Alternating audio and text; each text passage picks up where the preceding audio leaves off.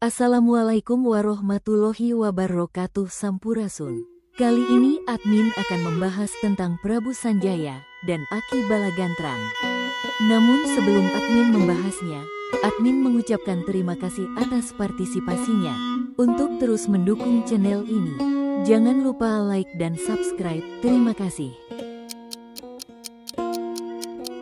Hai semua, tahukah kalian tentang Rakeian Jambri atau Prabu Liman Sanjaya atau Prabu Gajah Agung yang terkenal di seluruh Nusantara?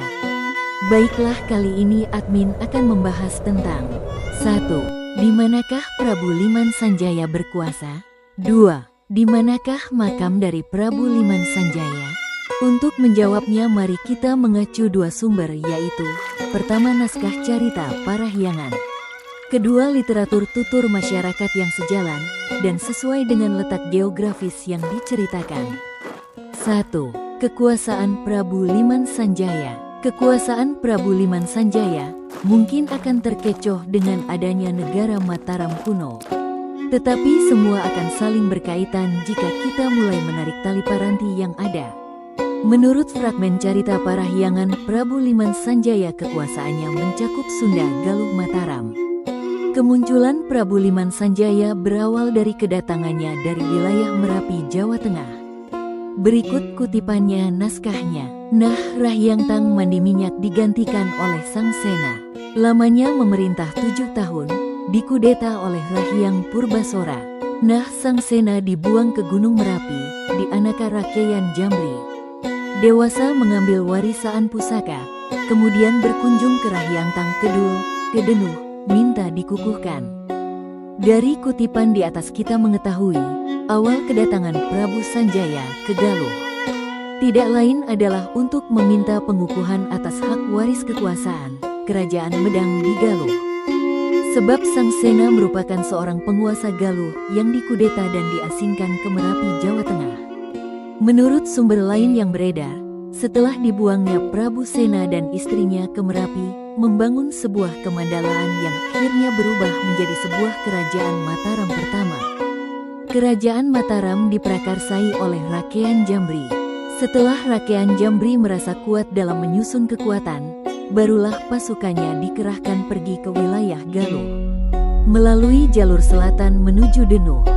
Setelah menuju Denuh oleh Rahyang Kedul yaitu Rahyang Jantaka, Prabu Sanjaya diarahkan untuk berangkat menuju wilayah Sunda. Berikut kutipan naskahnya. Berkata Rahyang Tang Kedul, "Cucu, saya tidak tahu asalmu, kecuali kamu diketahui olehku dari Galuh. Pergilah temui Sang Wulan, Sang Tumanggal, Sang Pandawa pagar penjaga Kuningan, kemudian anak siapakah kamu?" Berkatalah Rakeian Jambri, "Saya anak Rahyang Sang Sena. Dikudeta, dibuang oleh Rahyang Purbasora. Kalau begitu, masih dalam asuhan kami.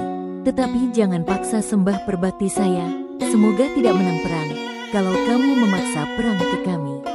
Lebih baik kamu pergi menyambung silaturahmi, temui Tohan di Sunda." Sesampainya pada Tohan di Sunda, malah diambil menjadi menantu oleh Tohaan di Sunda. Dari kutipan tadi, kita mengetahui bahwa setelah dari wilayah Denuh, Prabu Sanjaya mengarahkan pasukannya menuju Sunda. Sesampainya di sana, Prabu Sanjaya malah diangkat menjadi menantu. Dari pernikahan tersebut, Prabu Sanjaya akhirnya mendapat dukungan yang kuat untuk merebut kembali haknya di Kerajaan Medang yang masih dalam kekuasaan Galuh. Berikut kutipannya naskahnya. Kemudian dirinya pergi meninggalkan Sunda, menemui Rabuyut Sawal. "Siapa kamu?" "Saya anak putra Sang Sena. Saya menanyakan pustaka milik Rabuyut Sawal. Isinya Maratening Balasariwu, kitab kemakmuran, pegangan orang sakti, pemberian resi guru. Diberikan oleh Rabuyut Sawal. Dari sini dia pulang ke Galuh Rakeian Jambri, pergi berperang dengan Rahyang Purbasora. Mati Rahyang Purbasora. Lamanya berkuasa 7 tahun digantikan oleh Rahyang Jambri. Dia adalah Rahyang Sanjaya. Dari kutipan tersebut kita mengetahui bahwa setelah kekalahan Prabu Purbasora, Rakeian Sanjaya berujar dengan lantang bunyinya sebagai berikut. "Medang ing bumi Mataram," artinya Kerajaan Medang bagian dari kekuasaan Mataram. Medang di sini adalah kemandalaan Jangkar yang mencakup sebagai berikut. 1. Wilayah Cipancer sampai Ganeas. 2. Medang Hayangan yang berpusat di kaki Gunung Tampomas dan sekitarnya. 3. Wilayah Medang Jati atau Menir, Lingga, yang disebut dengan Medang Kalingga, berada di wilayah Gunung Tiga, Lingga. Dari letak geografis tersebut kita mengetahui bahwa Medang ing Bumi Mataram berada di wilayah Sumedang saat ini. Kemudian mari kita menjawab pertanyaan berikutnya. 2. Di manakah makam dari Prabu Liman Sanjaya? Untuk menjawabnya kita harus mencari letak di mana Prabu Sanjaya pernah memusatkan kekuasaannya. Ternyata Prabu Sanjaya memusatkan pemerintahannya di wilayah Sumedang, mendekati Gunung Cakrabuana. Sebab Prabu Sanjaya memiliki gelar Prabu Cakradewa pertama ing Medang. Mari kita memfokuskan pada wilayah Medang yang saat ini adalah wilayah Sumedang.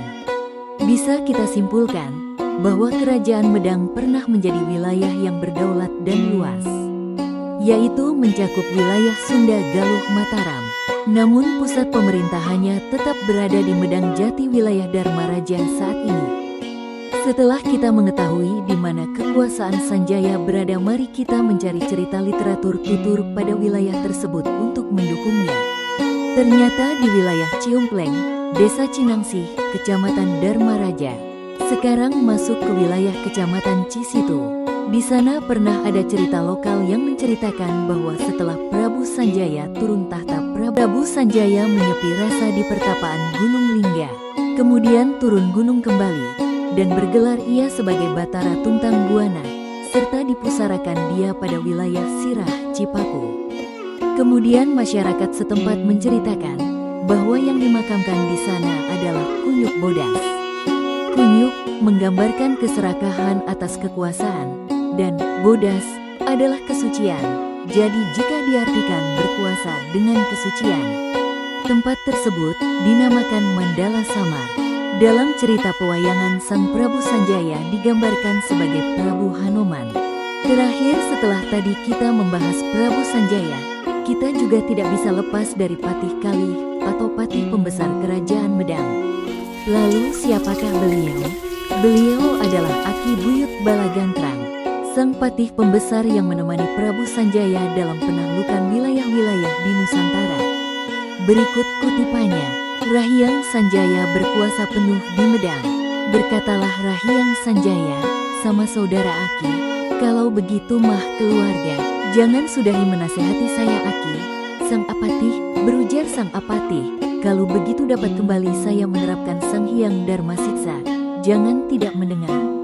Berkatalah ia, Sang Patih Pembesar ke Rahyang Sanjaya, jika ingin berjaya dalam berperang, berangkatlah dari Galuh. Dari kutipan tadi kita mengetahui bahwa Sang Patih Pembesar pada masa kekuasaan Prabu Sanjaya adalah Patih Kerajaan Medang, yaitu anak dari Rahyang Kang Kedul di Denung. Karena rasa hormat Prabu Sanjaya kepada ayahanda Sang Patih, karena telah memerintahkan untuk menyambung silaturahmi ke Sunda, akhirnya dalam peristiwa perebutan kekuasaan di Medang, Sang Bima Raksa atau Jaganata tidak ikut dieksekusi, melainkan dijadikannya ia sebagai patih penasehat dari Kerajaan Medang di Galuh. Kemudian menurut cerita turun-temurun yang diwariskan, Aki Buyut Balagantrang dimakamkan di wilayah puncak Gunung Bayu. Cerita ini bersumber langsung dari keluarga Aki Pani di Ciumpleng. Sengaja dimakamkan di sana sebagai pengingat dan penjaga bagi siapa-siapa saja yang ingin masuk wilayah Medang Jati.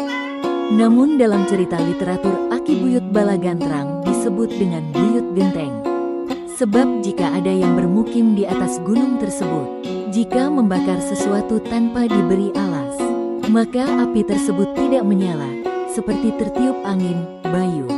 Kemudian jika ada yang ingin berbuat jahat pada tempat tersebut, seperti dihempas udara dan tidak bisa memasukinya, makam tersebut tepat berada di puncak Gunung Bayu dengan punden berundak dan tutunggulan sahiji.